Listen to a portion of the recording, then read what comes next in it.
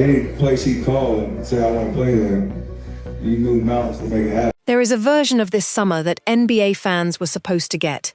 LeBron James and the Golden State Warriors jersey standing alongside Stephen Curry and Draymond Green, with the basketball world losing its mind. The recruitment was real. The conversations were real. The sacrifices were real. For weeks, the Warriors had every reason to believe they were about to pull off one of the most stunning roster constructions in league history. Then LeBron made his choice, and just like that, it was over. LeBron chose Philadelphia, and when that announcement dropped, Golden State's players reacted. Curry reacted. Draymond reacted, and the entire organization was forced to confront something none of them had fully prepared for. What those reactions actually look like is not what the internet spent the next 24 hours describing. The full story behind this failed pursuit is more complicated and more revealing than most fans realize. To understand why LeBron choosing Philadelphia hit Golden State the way it did, you have to go back to the summer of 2024. That was when the world watched LeBron James and Stephen Curry shoot up together for Team USA at the Paris Olympics. And something shifted in how the basketball world thought about these two men. These were two players who had spent the better part of a decade trying to eliminate each other on the biggest stages in professional basketball. 4 NBA finals. Endless speculation about who belonged in which conversation. Decades of rivalry that defined an era. And suddenly there they were in Paris, running pick and rolls together, communicating defensively, moving the ball with a fluency that looked less like an emergency partnership and more like something that had been rehearsed. The chemistry was immediate, and it was undeniable. It reignited a conversation that had always existed at the edges of basketball discourse, but could now be taken seriously. What if LeBron and Curry actually played together, not on opposite benches in June? Together, same uniform, same bench, same championship ambition. By the time LeBron's 8-year run with the Los Angeles Lakers officially came to an end at the start of the 2026 free agency period, that question had transformed from speculation into genuine possibility. LeBron informed the Lakers of his intent to pursue other options before the market even officially opened. And the list of teams that immediately positioned themselves was long. Cleveland wanted him back in the city that gave him his most emotionally loaded championship. Miami had the pull of an old home and an old identity. Minnesota made his case on the strength of a young, loaded roster. But Golden State stood apart from all of them. The Warriors had something none of the other suitors could replicate. They had Curry and Green, two men who shared a history with LeBron that extended well beyond basketball statistics and competitive records. Two players who actively and publicly and persistently wanted him in the building. That combination of competitive urgency and genuine personal investment made Golden State's pursuit feel different from the moment it started. LeBron wasn't just a free agent to them. He was the answer to a question they have been carrying since Paris. League side has spent weeks positioning the Warriors as perhaps the most logical basketball destination of LeBron's final free agency. The argument was not purely emotional. It was structural. Golden State's system is built for a player who makes decisions quickly, who processes the floor at an elite level, who doesn't need the ball in his hands to be effective, but is devastating when he has it. That description fits LeBron James in the 2026 version of himself, more precisely than almost any other offensive system in the NBA.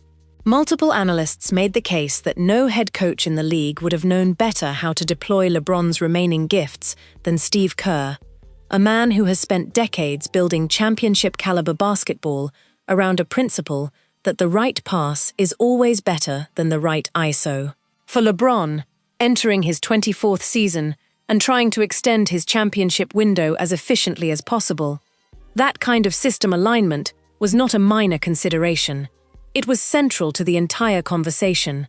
What made this recruitment remarkable was how seriously everyone involved treated it at every level. This was not a franchise throwing a pitch into the void and hoping LeBron might glance in their direction between more appealing options. According to Clutch Sports CEO Rich Paul, Golden State was among the final teams LeBron seriously considered that confirmation carry real weight.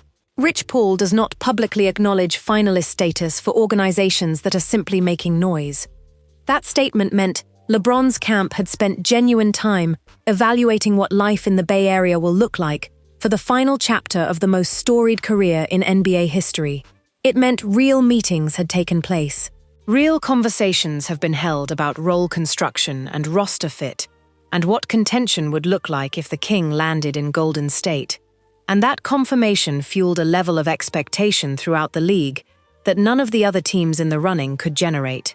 ESPN's Shams Tranier reported that James had narrowed his choices to 5 finalists: the Warriors, the Cleveland Cavaliers, the Miami Heat, the Philadelphia 76ers, and the Minnesota Timberwolves. Golden State was at the center of nearly every major conversation that followed. Warriors sources per multiple outlets continued to express optimism, even deep into the final stretch of the process, telling reporters they remained a genuine destination. That optimism did not appear without reason. The Warriors did not simply wait and hope. They moved their pieces and made decisions that were directly shaped by the possibility of landing LeBron. Golden State executives reportedly looked at the $15 million non-taxpayer mid-level exception as the financial vehicle that could bring LeBron to the Bay. They structured their offseason around preserving flexibility, avoided making roster moves that would have cost them leverage. But the most significant gesture came not from the front office. It came from the locker room itself. Draymond Green, who had been holding a $27, $6 million player option for the coming season, declined it. He walked away from that guaranteed money deliberately, creating additional cap flexibility and simultaneously delivering a message to LeBron James that the people inside that building were willing to sacrifice for this to happen. Green and LeBron had been friends long before either of them started discussing Golden State. That friendship was the engine behind Green's recruitment effort, and opting out of a guaranteed contract was the most concrete expression of how seriously he was taking it. There were also reports throughout the summer that Green had been spotted with LeBron on multiple occasions during the free agency period. Vacations, golf trips, casual appearances that suggested these two men were not simply running a formal recruitment process. They were spending time together. They were having real conversations. And Draymond, who has never been someone who hides what he wants, made no attempt to conceal how invested he was in the outcome. Green also articulated publicly exactly what his role will become if LeBron joined. On social media, responding to a fan who asked who would run the offense in a hypothetical trio with Curry and James, Green answered immediately and without hesitation, wrote that the offense would run through LeBron and that he himself would become the equivalent of PJ Tucker, a corner three-point specialist, the greatest one who ever lived in his own estimation. He added on his podcast that he had even used vacation time spent alongside LeBron to make his personal pitch, admitting he would have been remiss not to take the opportunity when it presented itself. And us being brothers, I'd be remiss if I don't take the opportunity to throw my pitch in there. You know, I'd be crazy if we're together for X amount of days and at no point am I like, yo, we need to chop it up, like what the hell going on? What we doing? And so there's that. Of course I did that. That was not someone hedging. That was a 4-time champion voluntarily erasing the most distinctive part of his offensive game to make space for someone else. It was a gesture of loyalty that went beyond anything the front office could engineer, and Curry's approach throughout the process was equally revealing. ESPN's Dave McMinan noted that the way Curry handled LeBron's free agency was a complete departure from how he had previously engaged with recruitment. In the past, Curry stayed largely disengaged from those conversations, letting the Warriors' winning culture speak for itself. This summer was different. He went on Good Morning America and made his pitch directly. The Bay Area knows how to win. The weather is great. The golf is great. And LeBron would understand what it means to finish a career the right way. The pitch was simple. Do you want to play good basketball and be around people who know how to play the game? He acknowledged the financial constraints candidly and leaned instead on culture, pedigree, and the opportunity to play alongside someone who had been his greatest rival for a decade. "Well, the Bay, we know how to win. We is beautiful weather, great golf." I know, he's into that. But like you said, we've the USA experience that we had, the battles that we had over the years. We just know how to play basketball, and I think that he would enjoy, just the idea of what it means to finish your career the right way. He knows, what he wants, and eventually he'll make that decision. It's totally up to him. That kind of public vulnerability from one of the most decorated players in the sport's history told the basketball world everything it needed to know about how seriously Golden State was taking this. Even head coach Steve Kerr got pulled into the story in a way that became one of the defining moments of the entire offseason narrative. A video surfaced of Kerr in a playful exchange with a fan, joking that the Warriors already had LeBron locked up. It was the kind of comment a coach only makes when the confidence inside the building is running high. "Hey, we need to get LeBron, man. We need LeBron. LeBron. Okay, that's good. And put that on Twitter." Okay, I got Draymond responded publicly within 24 hours, writing that if he knew Steve as well as he believed he did, then Kerr was joking. But the clarification he offered underneath it was more telling than the defense. That whatever Kerr's tone may have been, Golden State's pursuit of LeBron James had been anything but a joke. And that was the reality inside that organization for the better part of 3 weeks. The Warriors were not simply hoping, they were preparing. Players were adjusting their roles mentally. The front office was holding roster decisions and anticipation. The coaching staff was already thinking about how LeBron will fit into the system.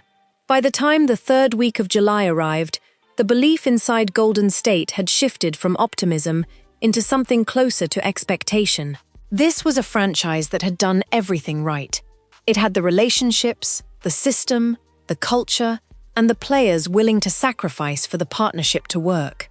The idea that Philadelphia was about to emerge from nowhere and take LeBron was not something most people inside that building had seriously prepared for.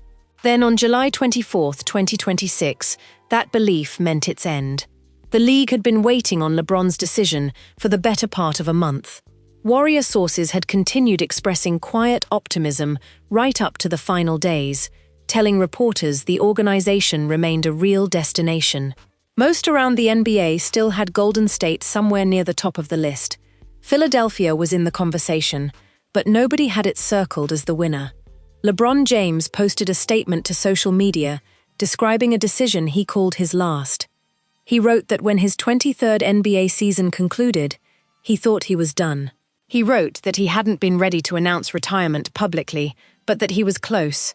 He said he had needed time to really examine whether he still loved the game, whether he still had something to give.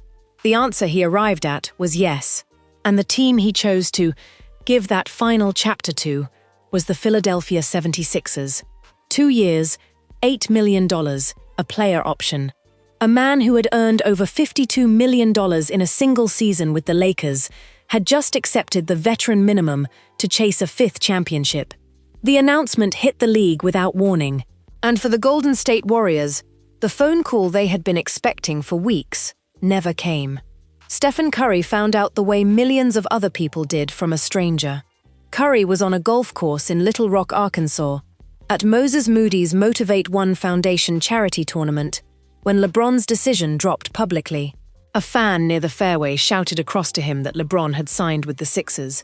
A video captured what came next. Curry sat down his club. He pulled out his phone and looked at it. He said nothing. He climbed into his golf cart and kept playing. The fan tried again, asking directly what Curry thought about it. Curry glanced up briefly, offered no words, and drove off the continuous round. For a man who has spent weeks campaigning nationally for LeBron, who has shifted his entire approach to free agency recruitment in ways that surprised people who had covered him for years, that silence was his own kind of statement. No outburst, no visible anger, no performance of devastation for the cameras, just a man processing something private and choosing to stay composed in public. The composed reaction became a talking point across sports media almost immediately. People debated whether it reflected genuine indifference, practiced professionalism, or the quiet pain of someone who had wanted something badly and was absorbing the answer alone on the golf course in July. The internet expected something entirely different from Draymond Green. Green is not a man with a reputation for quiet processing. He is vocal, emotional, and publicly confrontational when he feels something strongly. He and LeBron had been genuine friends for years, which meant the expectation online was that this rejection would generate the kind of visible rift that only LeBron James' free agency decisions can produce. What emerged instead was something far more measured, rather than directing any public emotion toward LeBron's choice. Green turned his attention almost immediately toward his own future. With his player option declined, and his status with Golden State technically unresolved, he engaged with the reality of his next contract. Instead of performing disappointment for an audience hungry to see it, ESPN's Anthony Slater reported that the Warriors wanted to bring Green back for the remainder of his career and that Golden State remained the team most equipped financially to make him the largest offer. Green redirected toward that conversation, toward what came next for him and for the franchise, rather than letting social media pull him into a narrative about betrayal that the evidence did not support. That gap between what actually happened and was circulated online is crucial to understand, because the version that trended on social media in the hours following LeBron's announcement was not journalism. It was amplification. Sports media outlets and debate shows had spent weeks constructing the Warriors-LeBron partnership into one of the most emotionally compelling storylines of the modern offseason. Every public recruiting pitch became a chapter. Every sighting of Draymond and LeBron together became a data point. Every comment from Curry became a signal. That narrative infrastructure needed a dramatic conclusion. And when the actual conclusion turned out to be composed and measured and professional, the infrastructure bent the story into something it could use. Video of Curry checking his phone on a golf course got framed as heartbreak. Draymond's pivot toward contract discussions got framed as wounded silence. The absence of visible anger got reinterpreted as suppressed fury. The gap between what Curry and Green actually did and said and the headline of Warriors players going off on LeBron after he chose Philadelphia was enormous. The headline made for compelling content. It was not an accurate description of what happened inside the locker room. These were veterans of the highest stakes environments professional basketball producers. They knew how to process a business outcome without performing it for an audience. LeBron's reasoning explained through his own statement, and the reporting that followed came down to championship fit. Philadelphia assembled a starting lineup that analysts immediately described as one of the most dangerous in basketball. Tyrese Maxey, providing speed and shot creation. Second-year wing VJ Edgecombe, offering length and athleticism. Jaylen Brown arriving via a blockbuster trade that reshaped the Eastern Conference. Joel Embiid, still capable of being one of the most unguardable players on the floor when healthy. And LeBron, tying all of it together with the playmaking intelligence that has made him the most complete basketball player of his generation. Beyond the roster itself, there was a relationship. Bob Myers, the former Warriors general manager who once helped recruit Kevin Durant to Golden State, was now running basketball operations for the Sixers pairing company. He appeared on Rich Paul's podcast to make the case for Philadelphia personally. That familiarity mattered, that trust mattered, and the Sixers' construction meant LeBron was arriving as the finishing touch on a team that had already done the work, rather than as the foundational piece around which everything else still needed to be built. The basketball version of the summer that never arrived deserves a closer look, because the concept was genuinely extraordinary. LeBron James, Stephen Curry, and Draymond Green sharing the floor under Steve Curry would have been one of the most tactically fascinating experiments in the history of professional basketball. Kerr's motion offense, built around ball movement, intelligent spacing, and the kind of decision-making that cannot be coached at the professional level, only cultivated, was designed for exactly the type of player LeBron has become in his 40s. A system that does not require stars to create an isolation that rewards court vision and off-ball movement, and players who make the right read every possession. Curry operating as a weapon, off LeBron's playmaking, would have generated a defensive problem that no team in the league had a clean answer for. Draymond in a spacer role, alongside two all-time players, would have freed him from the offensive responsibilities that have occasionally created friction, allowing his defensive communication and competitive intensity to function at their purest level. Green himself had already sketched out the blueprint. The basketball the world never got to see remains one of the most tantalizing what-ifs the modern game has produced. Instead, the Warriors pivot and begin the unglamorous work of reassembling around what they already have. The first move after LeBron's decision was expected to be resigning Draymond Green to a deal resembling what he had walked away from, bringing the roster back to a configuration that looks familiar, but now carries a fundamentally different weight. The opt-out that was supposed to be a sacrifice for a greater purpose became simply an opt-out, and Green now returns to Golden State in a position he manufactured for himself, but under circumstances that did not materialize the way either he or the organization had imagined. Golden State had already added DeAnthony Melton earlier in the offseason and brought in rookie Jakob Linder as his primary summer addition. Jimmy Butler remains on the books but is still working back from the ACL injury he suffered in February. Kristaps Porzingis fits alongside Curry as a floor space in bid, but without LeBron, the ceiling this franchise can realistically reach in the Western Conference is fundamentally different than it appeared 3 weeks ago.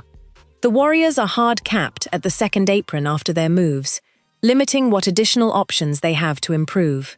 The honest assessment from multiple analysts was that Golden State now enters next season without enough help surrounding Curry to generate serious championship noise in a conference where Oklahoma City and San Antonio have established themselves as powers. The dream got on a Friday morning, and what it left behind was a team running off familiarity and championship habit without the game-changing addition they have been building toward. The fan and media reactions split predictably. Warrior supporters absorbed the decision with a blend of disappointment and pragmatic acceptance, many of them acknowledging that the financial and structural realities of Golden State's situation had always made this outcome possible.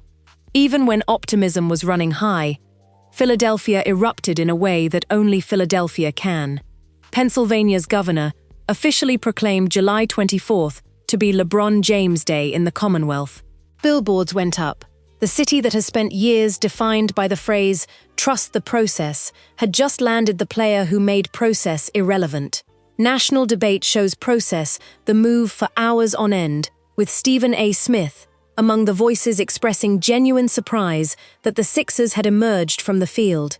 Analysts who had spent weeks projecting LeBron to Golden State recalibrated their championship models and largely found that Philadelphia's depth and construction gave him a more realistic path toward a fifth ring than any other finalist could have provided. The starting five that Philadelphia now projected: Maxey, Edgecombe, Brown, LeBron. Embiid was described by multiple outlets as potentially the most talented in the league. The skeptics made valid counterpoints. Embiid's injury history is real. A 41-year-old LeBron taking on the demands of an Eastern Conference playoff run alongside a center who has never sustained a full healthy postseason represents a legitimate risk. Neither side had a clean answer. That uncertainty was part of what made the decision so enormous. The NBA would spend the next 2 years finding out whether LeBron had read the situation correctly. What the decision did to the balance of power in the NBA was immediate and measurable. Philadelphia entered the conversation as a genuine championship contender in the East. Boston, Cleveland, New York. Every team in the conference would now spend the offseason recalibrating around the reality that LeBron James was coming for another ring in their conference. Golden State entered next year as a team that still features one of the greatest players ever assembled, but that now carries a ceiling defined by what Curry can manufacture in a Western Conference that has grown stronger and younger around him. The gap between those two situations is a direct consequence of one free agency decision made on a Friday morning in July. So, here's the actual record of what happened when Golden State players found out that LeBron James had chosen Philadelphia over them. Curry put down his golf club, looked at his phone, and drove away without a word. Draymond turned his attention toward his next contract and his future with the franchise. The Warriors organization shifted into the next phase of their offseason without staging a public reaction designed for consumption. There was no explosion, no confrontation, no evidence of the personal animosity that the viral narrative insisted must be lurking somewhere beneath the surface. What there was, and what no trending headline quite managed to capture, was the quiet weight of a locker room that understood exactly how close it had come to something that only presents itself once in a generation of basketball. The real story of this summer is not Warriors players going off on LeBron James. That version of events did not happen. What happened was more human and more complicated than that. It was an organization that cleared cap space, declined guaranteed money, restructured personal roles, and made public recruiting pitches on national television, and then processed the no with the professionalism of people who have navigated the highest stakes environments to sport producers. It was Draymond Green opting out of $27 million for a friend who ultimately chose someone else. It was Stephen Curry standing on a golf course in Arkansas, checking his phone and saying nothing, because what was there to say? Whether LeBron's final decision delivers him a fifth championship in Philadelphia, or whether passing on Golden State eventually registers as one of the most significant what-ifs the modern NBA has produced, is the question the next 2 seasons will answer. The Warriors will be watching the same way Curry watched when the news reached them on that fairway in July, quietly with something underneath the silence that words would only diminish.